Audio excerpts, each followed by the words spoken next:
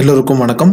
இந்த வீடியோவில் தமிழ்நாடு போக்குவரத்து கழகத்துக்கு புதுசாக 1666 பேருந்துகள் வாங்க போகிறாங்க. இந்த பேருந்துகளை எந்த வெண்டார்ட்ட இருந்து வாங்க போகிறாங்க, இந்த பஸ்ஸஸ்க்கெலாம் என்னென்ன ஸ்பெசிஃபிகேஷன் அண்ட் இதை எந்தெந்த கோட்டங்களுக்கு எவ்வளோ அலாட் பண்ணியிருக்காங்க அப்படின்ற டீட்டெயிலாக பார்ப்போம். தமிழ்நாடு போக்குவரத்து கழகம் BS6 இன்ஜின் உள்ள 1666 பஸ்ஸஸ் வாங்க போகிறாங்க. இந்த ஆர்டர் எல்லாமே அசோக் லைலாண்ட் கம்பெனிக்கு கொடுத்துருக்காங்க. அண்ட் இந்த ஆர்டர் தான் இந்தியாவிலே லார்ஜஸ்ட் BS6 இன்ஜின் ஆர்டர்.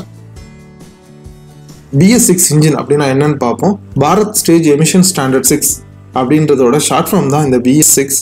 இந்த இன்ஜினோட மெயின் பர்பஸ் எமிஷனை கண்ட்ரோல் பண்ணுறது, அதாவது environment friendly and harmful emissions இல்லாத அளவுக்கு இந்த டிசைன் இருக்கும். இந்த பேருந்துகள் எல்லாத்தையுமே 371 கோடி ரூபாய்க்கு வாங்க போகிறாங்க. ஏற்கனவே அசோக் லைலாண்டோட 18,000க்கும் மேற்பட்ட பஸ்ஸஸ் தமிழ்நாடு டிரான்ஸ்போர்ட் கார்பரேஷன்ட்ட ரன் ஆகிட்டு இருக்கு.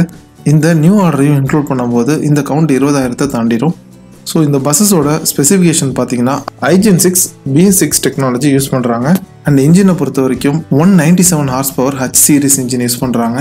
ஸோ இந்த டைம் மெயினாக இவங்க பேசஞ்சர் கம்ஃபர்ட்டை பேஸ் பண்ணி தான் டிசைன் பண்ணுறாங்க.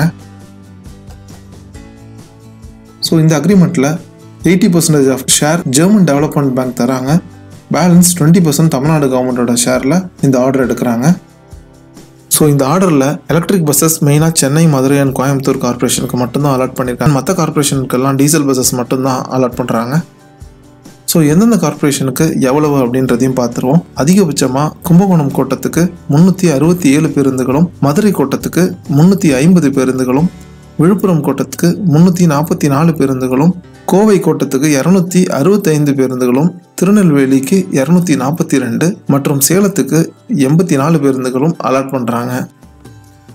தற்போதைக்கு தமிழ்நாடு போக்குவரத்து கழகம் ஒவ்வொரு மாதமும் 452 கோடி ரூபாய் நஷ்டத்தில் இயங்கிட்டு இருக்கு. தமிழ்நாடு போக்குவரத்து கழகம் இந்த அளவுக்கு லாஸ் ஆகிறதுக்கு நிறைய காரணங்கள் உண்டு. முக்கியமாக டீசலோட விலையேற்றம், சம்பள உயர்வு, 14வது வேஜஸ் செட்டில்மெண்ட், எம்ப்ளாயீஸோட DA அண்ட் ஏற்கனவே அரசு வாங்கியிருக்க கடனோட வட்டி தொகை, இப்படி நிறைய காரணங்கள் இருக்கு.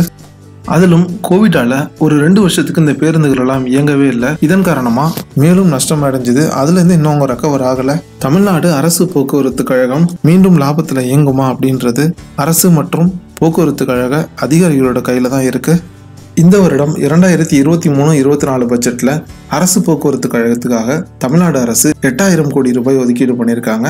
இந்த தொகையில் ரிட்டையர்டு எம்ப்ளாயீஸோட settlement amount, new buses acquire பண்ணுறது, நியூ லோன் கொடுக்கறதுன்னு நிறைய பர்பஸ்க்கு இந்த அமௌண்ட்டை அலோகேட் பண்ண போகிறாங்க. எப்படி பார்த்தாலும் இந்த புதிய பேருந்துகளால் தமிழக மக்களுக்கு பேருந்து சேவை இன்னும் சிறப்பாக கிடைக்கும் அப்படின்றதுல சந்தேகமே இல்லை. இந்த வீடியோ பார்த்த எல்லோருக்கும் நன்றி, வணக்கம்.